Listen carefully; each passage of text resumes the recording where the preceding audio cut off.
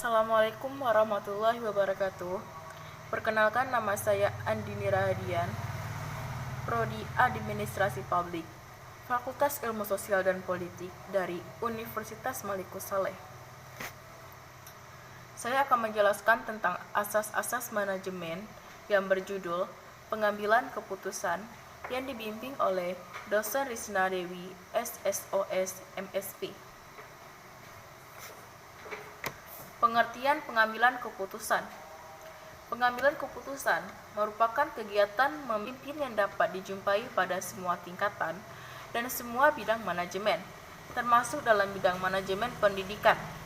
Pada umumnya, suatu keputusan dibuat dalam rangka menyelesaikan atau memecahkan permasalahan atau persoalan atau problem solving.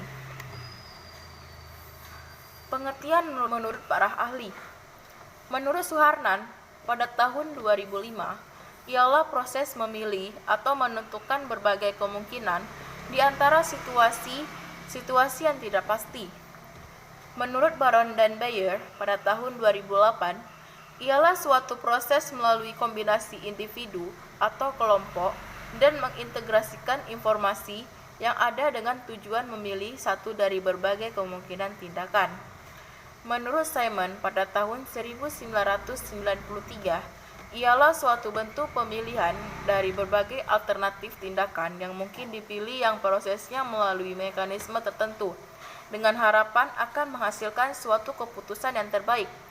Menurut Terry, pada tahun 2003, pemilihan alternatif perilaku dari dua alternatif atau lebih tindakan untuk memecahkan masalah yang dihadapi melalui pemilihan satu di antara alternatif yang memungkinkan. Kemampuan untuk dapat mengambil keputusan adalah sebuah kemampuan yang penting dimiliki oleh seseorang. Tujuan dan fungsi dalam pengambilan keputusan itu apa? Fungsi pengambilan keputusan. Berikut ini terdapat beberapa fungsi pengambilan keputusan, terdiri atas.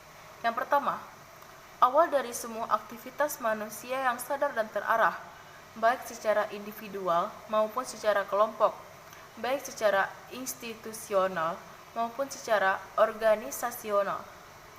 Suatu yang bersifat futuristik, artinya bersangkut paut dengan hari depan, masa yang akan datang, di mana efeknya atau pengaruhnya berlangsung cukup lama. Tujuan pengambilan keputusan. Tujuan yang bersifat tunggal. Terjadi apabila keputusan yang dihasilkan hanya menyangkut satu masalah.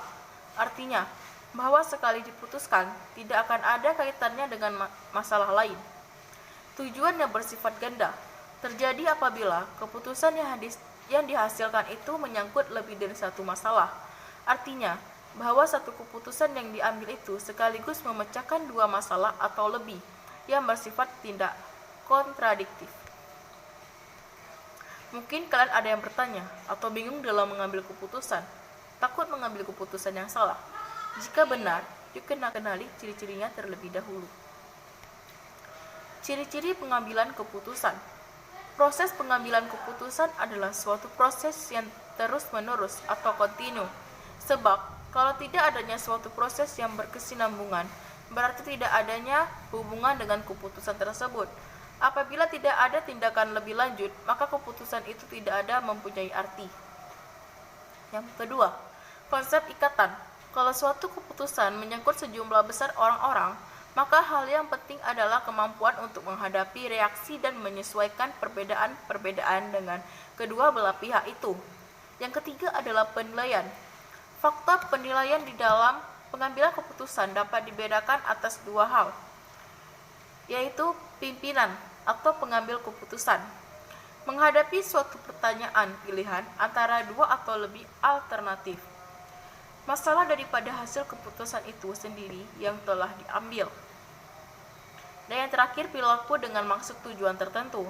Setiap penilaian dalam pemilihan alternatif tersebut di atas harus dibandingkan satu sama lain dengan hasil daripada pemilihan yang diharapkan dari salah satu alternatif yang penting, yaitu berhubungan dengan maksud dan tujuan organisasi, baik dalam jangka panjang maupun dalam jangka pendek. Ada beberapa gaya dalam pengambilan keputusan, yaitu Rasional. Gaya pengambilan keputusan ini ditandai dengan strategi dan sistematis dan berencana dengan orientasi masa depan yang jelas. Intuitif atau intuisi. Gaya pengambilan keputusan ini ditandai dengan ketergantungan terhadap pengalaman batin, fantasi dan kecenderungan untuk mengambil keputusan dengan cepat tanpa banyak pertimbangan atau pengumpulan informasi. Yang ketiga, dependen. Gaya pengambilan keputusan ini menolak tanggung jawab terhadap pilihan mereka dan melibatkan tanggung jawab kepada orang lain. Dan yang terakhir adalah indecisiveness atau keraguan. Gaya pengambilan keputusan ini lebih mengarah kepada menghindari situasi pengambilan keputusan atau tanggung jawab terhadap orang lain. Sekian dari saya, terima kasih. Jika ada kekurangan dan kelebihan, saya mohon maaf. Jika presentasi saya ini berguna, tolong diambil. Jika tidak, silakan dibuang saja. Sekian dari saya, terima kasih. Wassalamualaikum warahmatullahi wabarakatuh.